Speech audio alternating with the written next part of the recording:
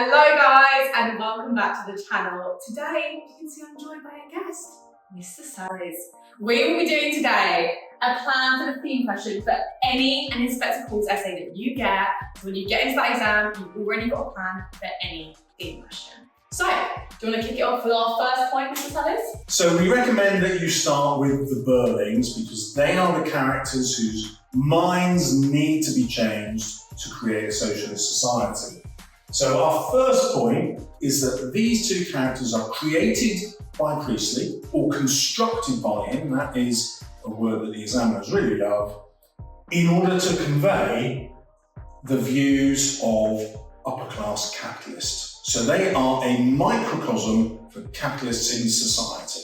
100%. And microcosm as well, for anyone who doesn't know, is when something small represents something larger. So the Birlings, for example, are something small. They are small characters, they're just individual people, but they represent something larger, which is upper class capitalists. And when you're including increases intentions as well, you can say he's vilifying capitalists. So vilifying, he's trying to make them seem like villains. He's trying to make the audience intentionally dislike them. Because of course, if Mr and Mrs Birling are microcosms, something small representing something larger, of upper class capitalists, and they are irresponsible, they are unscrupulous, they're immoral, then what are the audience going to think of capitalists? They are going to think they're irresponsible and unscrupulous and therefore identify with socialism more.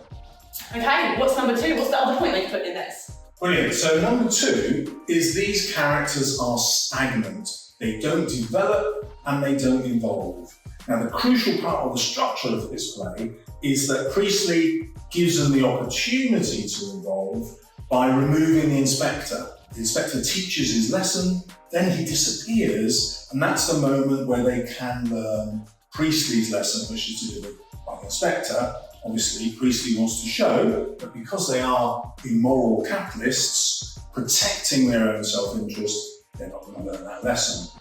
Which then leads us on to the younger generation need that lesson, learn that lesson, and we'll develop that later in the essay. 100%. What's number three? And number three is their attitude to the cause of both world wars. Now this is quite interesting because you can take quite a dual stance to this. We're going to give you two different interpretations you could use. So you could actually argue on one stance, their attitude to both of to society didn't arguably cause the world wars because these are only a small group in society. Although society was largely capitalist, you could argue perhaps that drove the wars. But then if you were going to take alternative interpretation, you could say, well, this was just an attitude. There's so many other external factors that contribute to wars that you can't solely put it down to the attitudes of a few capitalists in society. However, what else could they say potentially about the cause of both world wars? Yeah, so you do need to know a little bit about the context of this play. So you already know it was performed in 1945, right at the end of the Second World War. If I take you to the beginning where we first meet Birling, he describes himself as a hard-headed man of business. Now that language was taken directly from a Prime Minister, Sir Stanley Baldwin, who used that language to criticise the upper classes after World War I, and he said, look, the upper classes made massive profits from World War I because it was their factories that produced the armaments, the clothing, everything else that went into war. And so Britain at the time was really critical of people like the Birlings, the microcosm of wider capitalist society, because they profited so much from war. And so Priestley's point of view is capitalism is about making profit, war leads to greater profits, and therefore the upper classes are invested in creating war. And what he's saying once we've had the Second World War is, look, we're supposed to have had the war to end all wars. That's how people called the First World War. And we didn't, it happened again. Definitely deny it. And that is mirrored in the structure of the play with the two deaths of Eva. So that final phone call is like we were supposed to have learned the lesson of the first death, but we didn't, so there's another one. 100%. Actually, another thing for stagnant as well, guys, thinking about how Priestley constructs a cyclical structure. So cyclical, it starts how it ends. So think an inspector calls at the beginning, actually inspector will arrive, of course another inspector calls at the end. So the fact that the cyclical narrative is presented, it also links the idea of the world wars, it's cyclical, it comes around again, and the idea that people should have learned their lessons. The fact that they're presented as stagnant, which is really important as well to include in your essays about character change. Are they progressive, go forward? Are they regressive, go back? Or are they stagnant, stay the same? And Mr and Mrs Birling are examples of stagnant characters. So by the fact that it went background again with cyclical structure and they remained stagnant, it just shows how entrenched in their views characters are. They're so ignorant to any other views around them that they're so entrenched in their beliefs they refuse to change.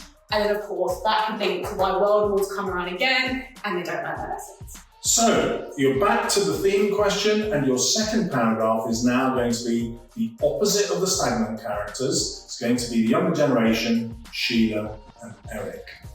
Light up. Take us through bullet point number 1. Okay, bullet point number 1, liberated by socialism through the inspector. So we can see at the beginning, of course, in Act 1, both Sheila and Eric are indoctrinated by capitalism. I think indoctrinated means they're brainwashed. Who are they brainwashed by? Their parents. And as we've already gone through in paragraph 1, they are a microcosm of the capitalism. So they are become liberated by socialism. So liberated means they become free. Through the introduction of the inspector is like a personification of socialism. If socialism was a person, he would be the inspector. So he has come in and introduced them to socialism beliefs and ideas. Ones they would have never been introduced to ordinarily, because of course, they've been surrounded by capitalist ideologies their whole life and been brainwashed by them. So through the inspector, he's introduced them to morality, compassion, social equality, and has ultimately helped them develop a collective social conscience. And that is such a lovely phrase to describe it, because a conscience is knowing right from wrong. So a social conscience is knowing right from wrong in society, and that is what the inspector has helped them both do. What about the second point here? So in our second point, again, if we think about the language you're going to use, this phrase will come up in any essay. Sheila is the inspector's proxy. Proxy means she represents his point of view. So she is his mouthpiece, okay? Now, we can see this all the way through the play. At the end, she talks about he inspected us all right, and she's furious with her family for not learning the lesson, and so's Eric. Eric, in the beginning, when they first meet the inspector, says, we try for the highest profits, why shouldn't they try for the highest wages? So both Sheila and Eric are clearly on the side of the worker. And that remains throughout the play. Because they've been taught by the inspector, the next level up with the idea of a proxy is that the inspector, of course, is Priestley's proxy. So Sheila delivers Priestley's views, and that's really important because he's aiming at a female audience. Remember, there's an election coming up in 1945, and most of the people in the audience will be female because most of the males are still at war. They haven't been demobbed yet and brought back as civilians. And so Priestley needs to convince his audience who are mainly female. And that's why I think he makes the most dynamic character when he changes most, Sheila, a woman. 100%.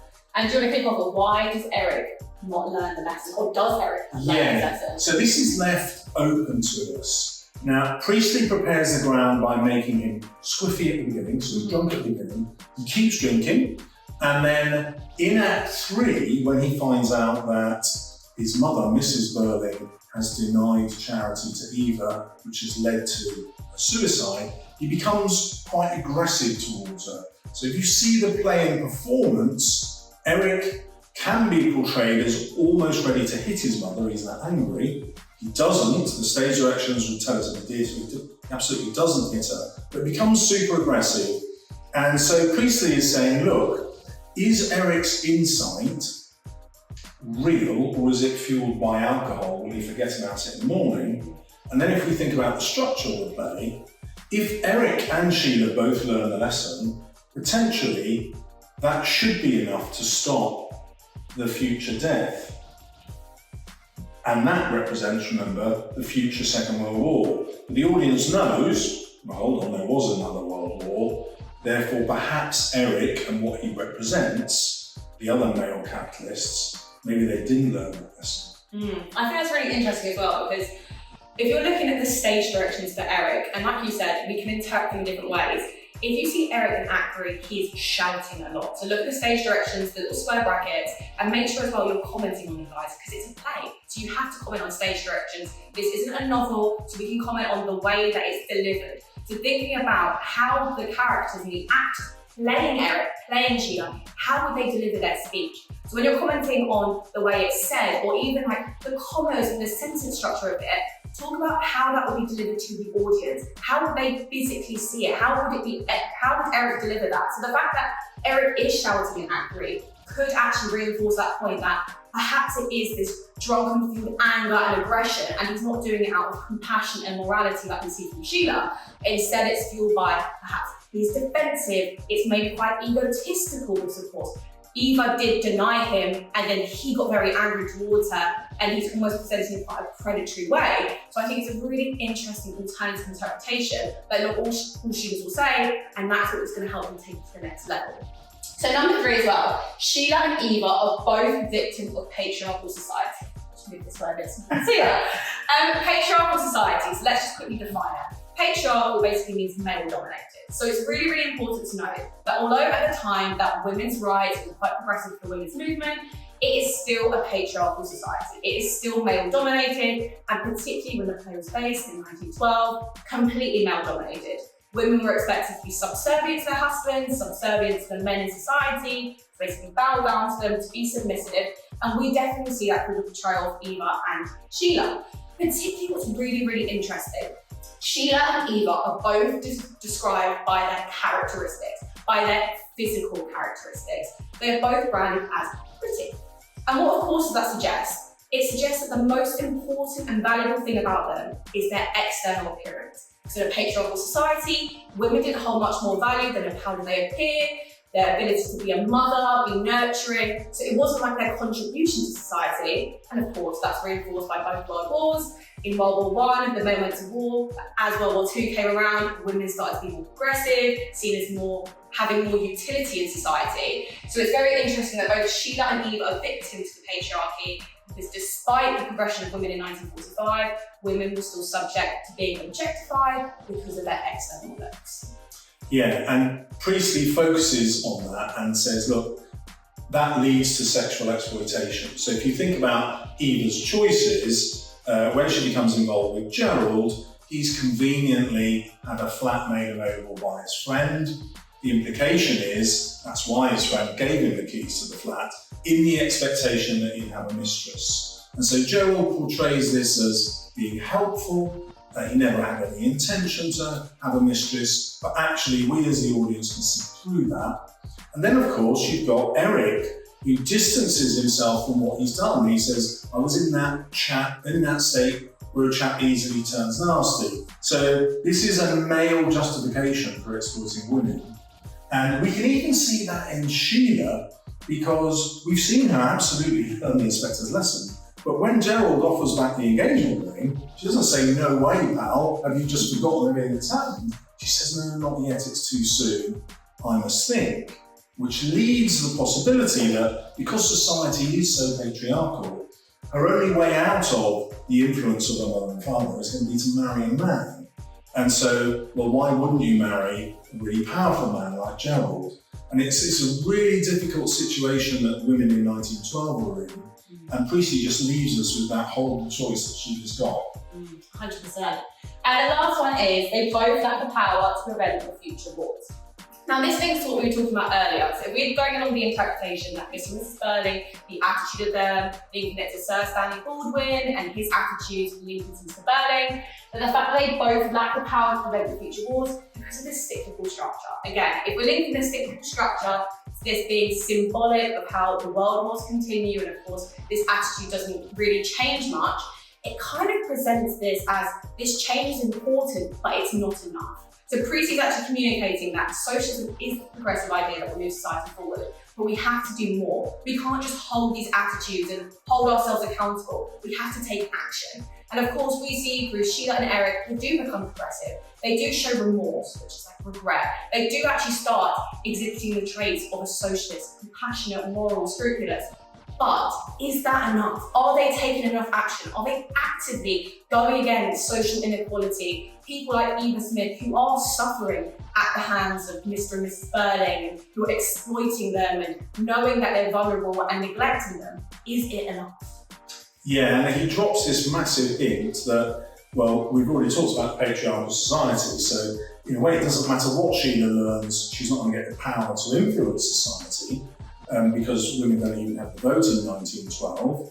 But then with Eric, the interesting thing is the officer class were made up of upper class men. And if you know anything about trench warfare, the first people over the top were the officers, and obviously the German machine gunners and snipers would be looking to kill the officers first. So upper class men died in a greater proportion than working class men. So people like the Birlings lost their sons much more regularly than average everyday people. So there's another hint that, yeah, Eric might have learned the lesson, but actually he might never have lived long enough to implement that lesson. This is why he sets it in 1912, because in 1945, it's the children of the Erics and the Sheilas who are now able to change the world. Well, Britain anyway. Okay, so the third paragraph. So we've already done number 1, Mr and Mrs Birling, number 2, Sheila and Eric, and now let's go on to the inspector. And as well, the reason we've done this is split into these 3 different paragraphs is because then you have 3 different points. A lot of students tend to, in their essays, overlap their ideas or run out of ideas. So in a theme question, if you pick 3 distinct groups of characters, then it means you can show the examiner 3 different ideas, which just helps you layer in interpretations, not repeat yourself, and get all of that good stuff in. So, number 1 we're going to go with is omniscient. Love this word. You've probably seen in RS talking about God, but omniscient means all-knowing. So think about how the inspector is presented. He comes in and he's instantly presented as omniscient. He's all-knowing, he understands about the Birlings, what they've done, their immoralities. He holds this position of power and authority. And particularly that is shown through the way he speaks. Mr Birling, lengthy, long speeches, but the inspector, short and concise phrases and speeches. And also, if you look at the stage directions, he interrupts Mr Birling a lot. So it shows his power, status and dynamic. The inspector, we have no understanding of his social class, his social standing, yet he comes in powerful, omniscient, interrupting Mr Birling. So it just goes to show that Creasy is showcasing that morality always trumps your social status. Because in society, particularly the capitalists would favour those of a higher social standing. They're the most prominent individuals in society, they're the most respected. But what Creasy does, he makes synonymous socialism, synonymous with morality, and therefore power. Okay. The second one is the dramatic vehicle, where he literally carries the socialist message through the play. That's his main function. The second part of that is Priestley wants to ally the socialist message to the Christian message because his audience are mainly Christian. So when he talks about being members of one body, that language comes directly from the Christian service because he's trying to show, look, if you're a Christian, you can't actually be a capitalist. You have to be a socialist because socialism aligns with Christian teaching, which leads us possibly into moral compass. 100%. So moral compass, thinking about a compass gives you direction. What is the inspector's function? He gives them direction of morality. So he comes in, he is a dramatic vehicle, he's carrying the message of socialism through the play, but he provides particularly Sheila and Eric a moral compass for them to navigate society, for them to navigate their own feelings, moral situations, and uses this moral compass to be like, okay, in moments of despair, in moments of uncertainty, what can they revert back to? Socialism. Socialism is almost the belief that will carry them through, that will help them avoid exploitation, as they've done to Eva Smith through capitalist ideologies. It will avoid immorality. It will align them more with Christian teachings. This is how we could say it acts as a moral compass. So you've just seen how to link the idea of the moral compass and the inspector being a dramatic vehicle to Christian morality and how that links so clearly with socialism. All the way through, actually, Light-up's been giving you particular words to use your essays, and if you re-watch the video and steal those words, it will be impossible for you to get a low grade. Absolutely. And then the last one, it warns that capitalism will always lead to war. So of course, we've had this common theme of linking it to war because it is so important, guys. We've got to link it to the context. The whole point of linking it to Preece's intention is because it's a contextual link. We're only talking about the context because Preece wrote it in this time. He wrote it in 1945. He based it in 1912. So linking it as a whole, we're going to kind of summarise it. Think about capitalism. Capitalist ideologies will always cause war and suffering because it's motivated by selfish gains. So linking it as a whole, what is Preece doing? He is making socialism synonymous with morality, and of course with morality comes compassion, and with compassion comes a fair society that eradicates war. It might be a bit of an idealistic vision perhaps we could see for Preece, perhaps he's being too idealistic about human nature because we've seen throughout history envy and greed and power does lead society. But you could argue this is his way of making a small dent in society, of him conveying his message through the inspector being a dramatic vehicle. He can't be in the play, but he wants to try and deliver the idea. Socialism, synonymous, closely linked with morality, no war. Yeah, and when we get to the ending, you're obviously going to want to write your conclusion. The inspector's last words are an easy way to go with a conclusion. And having a quote in your conclusion is kind of a superpower grade 8-9. And the quote here is going to be, if men will not learn that lesson, they will be taught it in fire, blood and anguish. Those 3 words, clear reference to war, not just to the injustice of the social class system. And that gives you an easy route in to discussing that in your conclusion. Top grades are yours. 100%. So guys, that was a full summary of the 3 different things you can write in a theme question for an Inspector Calls essay. Make sure you've got down the key words we talked about, the key ideas, the context, any key quotes we reference. You can even split your page up into notes like keywords, context, key quotes, key ideas, just so you can have this all set out on a big A3 piece of paper, so you can put it into your essays. So I'm going to link the video we got on Mr Salles' channel, which is coming up next, on how to get full marks on your persuasive writing. So make sure you check it out afterwards, and we'll see you on the next video. Bye!